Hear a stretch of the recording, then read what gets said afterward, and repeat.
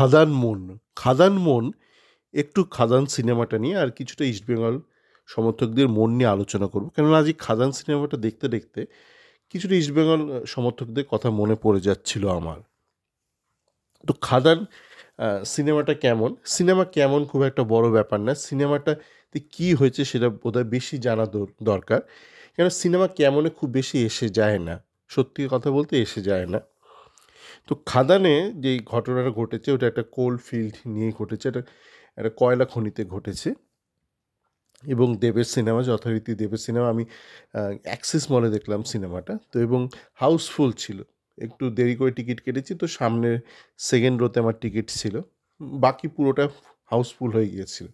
তো আমার একটু আগ্রহ ছিল যে দেবের টিপিক্যাল দর্শকরা ঠিক কীরকম, মানে সিনেমাটা শুক্রবার বেরিয়েছে। তো সিনেমার শুরুতে মানে হই হুল্লোড়, মানে সিটি ফিটি পড়তে শুরু করলো, মানে খুব হাসি ঠাসি। তো আমি অনেক সময় বুঝতে পারছিলাম না যে দর্শক কেন হাসছে। তো বুঝলাম যে ব্যাপারটা খুব খুব একটা গুরুত্বপূর্ণ নয়, মানে কারো একটা হাসি হলেই হলো, মানে তাতে করে আমার হাসি হচ্ছে কিনা ব্যক্তিগতভাবে তাতে কিছু এসে যায় না। যেমন ইস্টবেঙ্গলের ক্ষেত্রে আমি দেখছি, আমি যদিও বলেছি যে প্রায় 85 থেকে 90% ইস্টবেঙ্গল ফ্যান কিন্তু বিষ্ণুর ঘোর ভক্ত, মানে ভীষণ ভক্ত। তারা ভাবছে যে বিষ্ণু যে 10 নম্বর কল্কি অবতার সেটা এই বিষ্ণুর, মানে নাটমেগ বিষ্ণুর মারফতই জন্মগ্রহণ করেছে। ইস্টবেঙ্গলকে উদ্ধার করতে সেই কল্কি অবতার মানুষ সভ্যতাকে উদ্ধার করার জন্য আসার কথা ছিল, এখনও সে এসে পৌঁছায়নি। তো আমরা ধরে নিচ্ছি আপাতত নাটমেগ বিষ্ণুই সেই কল্কি অবতার হয়ে এসছে বিষ্ণুর। এবং সেটা নিয়ে প্রায় 90% ইস্টবেঙ্গল ফ্যান কিন্তু ভীষণ খুশি, ভীষণ উৎসাহিত, উজ্জীবিত তারা, এবং উল্লসিত এবং উচ্ছ্বসিত। কিন্তু তাদের মনে একটা শঙ্কা রয়েছে এবং ক্ষোভ রয়েছে, চূড়ান্ত ক্ষোভ, যে কেন মুষ্টিমেয় কিছু ইস্টবেঙ্গল ফ্যান, যেমন আমি তার মধ্যে পড়ি, আমার চ্যাট ফোরাম যেটা আছে সেখানে আছে এরকম কিছু ইস্টবেঙ্গল ফ্যান, তারা কেন বিষ্ণুর প্রতি তাদের একটা রাগ রয়েছে বা ক্ষোভ রয়েছে বা একটা অসন্তুষ্টি রয়েছে, তাদের এটা একটা প্রশ্ন। আমি এইটা বুঝতে পারছি না। ধরুন আমি পরীক্ষাতে ভালোই নম্বর পেয়েছি, মানে গোটা কেরিয়ারে। তো আমি যখন ধরুন কোনো একটা অঙ্ক পরীক্ষায় 90 পেয়েছি, আমি ভীষণ আনন্দিত হয়েছি। কখনো ভাবিনি কেন আমি 10 নম্বর পেলাম না। কিংবা ধরুন কোনো রাজনৈতিক নেতা, সে ধরুন একটা ইলেকশনের পর 90% ভোট পেয়েছে, বুঝতে পারছেন কি চূড়ান্ত আনন্দ বা আনন্দিত হবে সে। সে কি 10% কেন ভোট পায়নি সেই নিয়ে লাফালাফি করবে, কান্নাকাটি করবে? অনেকে তো 3-4% ভোট পেয়ে হাহুতাশ করে, কি উল্লসিত হয়। তো যেটা ঘটনা হচ্ছে যে এই ক্ষুদ্র কিছু মাইনরিটি ভোট কেন পাচ্ছে না বিষ্ণু, সেই নিয়ে খুব চিন্তিত তারা। চিন্তার কোনো কারণ নেই। যেমন ধরুন এই সিনেমাটা, যে খাদান সিনেমাটা, এই সিনেমাটা কাদের ভালো লাগবে? দেখুন, আপনি যদি পাঠান সিনেমাটা আপনার ভালো লেগে থাকে, শাহরুখ খানের পাঠান, যদি সালমান খানের ওই টাইগারের যেই লাস্ট দুটো রিলিজ আপনার সিকোয়েন্স আপনার ভালো লেগে থাকে, তাহলে খাদানও আপনার ভালো লাগবে। এবার খাদানের গল্প কী, মানে আমি জানি না গল্পটা ঠিক কী আছে, আমি সত্যিই জানি না, বুঝতে পারিনি গল্পটা ঠিক কী। কেন শুরুতে খুব একটু মারপিট অ্যাকশন ট্যাকশন হচ্ছিলো, তখন একটু ক্লান্ত ছিলাম, ঘুমিয়ে পড়েছিলাম। আমার আজকাল কী হয়েছে, মানে বেশি অ্যাকশনের সিনেমা দেখলে ঘুম পেয়ে যায়। মানে এইবার ফ্লাইটে আসতে আসতে একটা সিনেমা দেখছিলাম, ওই টাইগারের যে লাস্ট যে রিলিজটা ছিল, ওই আপনার ওই ক্যাটরিনা কাইফার টাইগারে, ওই প্রত্যেকবার একটা হিন্দু মুসলিম, একটা ওই পাকিস্তান ইন্ডিয়া একটা স্পাই সিরিজ একটা করে। তো দেখতে দেখতে ঘুম পেয়ে গিয়েছিল, ঘুমিয়ে পড়েছিলাম। তো তারও আগের বার, তার কয়েক মাস আগে যখন আবার আমি ইন্ডিয়া আসছিলাম, তখন ওই পাঠান সিনেমাটা চালিয়েছিলাম, শাহরুখ খানের পাঠানও দেখতে দেখতে ঘুমিয়ে পড়েছিলাম। মানে ওই, মানে যদি খুব বেশি মারপিট হয়, কোনো কারণ ছাড়াই মারপিট হয়, তো আমার ঘুম পেয়ে যায়। তো এই ক্ষেত্রে আজকে হঠাৎ এত মারপিট হচ্ছিল, হঠাৎ ঘুমিয়ে পড়েছিলাম। ঘুম থেকে উঠে দেখি মারা গেছে দুম করে, দেব মারা গেছে। তা আমার সাথে পাশে বসছিল একটা ইস্ট বেঙ্গল ফ্যান, তাকে জিজ্ঞেস করলাম, ও আমার সাথে গতকাল ম্যাচ দেখতেও গিয়েছিল। তো বললাম কী হলো? বললো এরকম একটা ঘটনা ঘটেছে। ঘটনাটা আমি বলছি না, পরবর্তীকালে জানা যাবে কী হয়েছিল। তারপর থেকে সিনেমাটা দেখলাম। এবার সিনেমাটা দেখুন, মানে এবং গোটা সিনেমা জুড়ে কিন্তু সারাক্ষণ সিটি মেরে গেল দেবের দর্শকরা। পেছনে কুচির মুচুর, কুচুর মুচুর, কুচুর মুচুর করে যাচ্ছিল সারাক্ষণ ধরে। এরপরে এটা হবে, এটা হচ্ছে, জানো তো এটা করেছে, এইটা হবে, সেইটা হবে, যিশু এটা করেছে, যিশু বদমাশ না, যিশু ভালো, এরকম মন্তব্য করে যাচ্ছে বহু আগে। তখন সেই তাপস পালের জমানা। তখন ছোটোবেলায় সিনেমা দেখতে যেতাম, বাংলা সিনেমা দেখতাম। মানে শিয়ালদাতে ধরুন প্রাচীতে দেখতাম কি ছবিঘরে দেখতাম। তো তখন কিছু মানে নৈহাটি বা এই লাইনের অনেকে এসে দেখতো সিনেমা। তো তারা সিনেমাটা ধরুন অনেকবার দেখে ফেলেছে। তো পেছনে রোতে বসে বলতে থাকতো, "জানিস তো এরপরে এই হবে, শতাব্দী এটা করবে, এরপর দেবশ্রী এটা করবে।" তো একটু বিরক্ত লাগতো তখন। তো এখন দেখছি মানে খুব বেশি জমানা আমাদের বদলায়নি। আ এখানে সিনেমাটা অবশ্য সবে শুক্রবার বেরিয়েছে। তাই এখানে হয়তো এখনও বেশিবার দেখে উঠতে পারিনি। তাই বলছি এরপর না এইটা হবে, এরপর ওটা হবে। আমার মনে হচ্ছে এ বদমাশ, এ ভালো।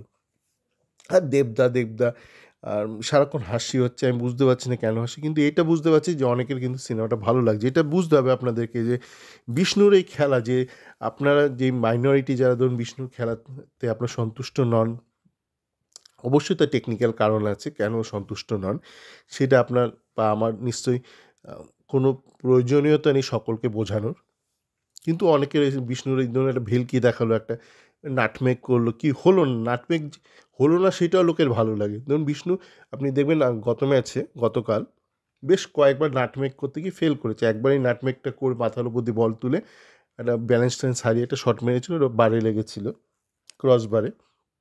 বাকি প্রত্যেকবার নাটমেগ করতে গিয়ে আটকে ফাটকে গেছে। একবার একটা অপোনেন্ট হলুদ কার্ড খেয়ে গিয়েছে। সৌরভ দাস ছিল সেটা। তো বাকিবার নাটমেগ করতে গিয়ে নিজেই নাট বল্টুতে আটকে গেছে। আ এই আটকে যাওয়াটা লোকের ভালো লাগে। এই দেবের যেমন সিনেমাটা আমি দেখছিলাম, মানে কি হচ্ছে কয়লা খনি নিয়ে সিনেমা, তার আগে কয়েক মাস ধরে দেখছিলাম কয়লা খনিতে সিনেমা, আমাদের বাংলার কয়লা খনিতে সিনেমা নিয়ে অনেকে অনেক হৈ হুল্লোড় করছে। বাংলা সিনেমাকে প্রমোট করুন, উৎসাহ দিন, অনেকে এসব বলছে। তো আমি কয়লা খনি নিয়ে কিছু দেখতে পেলাম না। মানে কয়লা খনিতে পুরো সিনেমাটা হলো বিশাল বড় কয়লা খনি এবং বেশ লং শট ছিল, অনেকগুলো টপ শট ছিল। মানে হোয়াইট প্যানের শট ছিল। কিন্তু মানে কয়লা খনি নিয়ে আমি কিছু জানতে পারলাম না। মানে খনি সংক্রান্ত বা মাইনিং রিলেটেড বা কোল রিলেটেড কিছুই কিন্তু জানতে পারলাম না সিনেমাটা থেকে। সিনেমাটা থেকে একটা জিনিস দেখলাম, একটা মেয়েকে দেখলাম যে নতুন নায়িকা হচ্ছে ইধিকা পাল।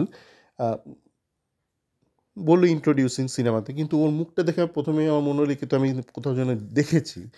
তো তারপর আমি মানে সিনেমা দেখতে হাফ টাইমে তখন একটুখানি গুগল করে দেখলাম। এ গোটা প্রায় ৫ বছর ধরে বাংলা সিরিয়ালে কাজ করছে, বিভিন্ন বাংলা সিরিয়ালে। তখন আমি বুঝলাম না, একে কোনো একটা সিরিয়ালে হয়তো কোনো প্রোমোতে বা অ্যাডে আমি দেখেছি। তো একে দেখতে আমার মনে হলো যে ধরুন এই মেয়েটা ৫ বছর ধরে কোনো বাংলা সিনেমাতে সুযোগ পায়নি, কাজের সুযোগ পায়নি। এরকম আগে এরকম প্রচুর হতো। মানে অনেক ভালো অভিনেতা, অভিনেত্রী তারা হয়তো সিনেমাতে সুযোগই পেত না এবং তখন আমরা বম্বে থেকে উড়িয়ে আনতাম। এখন যেমন আমরা ওই কেরালা থেকে সমস্ত রিজেক্টেড প্লেয়ারদের ধরে আনে বিনো। তো তখন আমরা অনেক রিজেক্টেড অ্যাক্টর, অ্যাক্ট্রেসদের ধরে আনতাম বম্বে থেকে। তারা আসতো, ১ টা ২ টো সিনেমা করতো। নিজেরা পয়সা কামাতো, সিনেমা চলতো না এবং তারা ব্যাক টু দ্য প্যাভিলিয়ন চলে যেত। এবং বাংলার যেসব অভিনেতা, অভিনেত্রীরা ছিল তারা অনেকেই দাঁড়াতে পারেনি। সেইজন্য সেই ঘুরে ফিরে একই শতাব্দী রায়, দেবশ্রী রায় আর পরবর্তীকালে আমরা ঋতুপর্ণা সেনগুপ্তকে দেখেছি। খুব বেশি অ্যাক্ট্রেস ওঠেনি, কেননা আমরা সুযোগই দিইনি। তো তেমনই ধরুন আজকের এই মেয়েটা ইধিকা পালে ৫ বছর ধরে, এখন ২৬ বছর বয়স, সে সুযোগই পায়নি। অথচ বম্বেতে দেখুন ১৭-১৮ বছর বয়সেই আমরা সেখানে অভিনেত্রীদের সুযোগ দিয়ে দিই। তো এই মেয়েটা খুব একটা খারাপ কাজ করেনি, কেননা এই মেয়েটা অলরেডি সিরিয়ালে অনেকদিন ধরে কাজ করছে। তাই এর মধ্যে একটা সাবলীলতা আছে, একটা স্বতঃস্ফূর্ততা আছে। আর যেরকম সিনেমা, যেরকম চরিত্র সেই অনুপাতে মেয়েটা ঠিকঠাক কাজই করেছে। খারাপ কাজ করেছে বলা যাবে না, ভালোই কাজ করেছে বলতে হয়।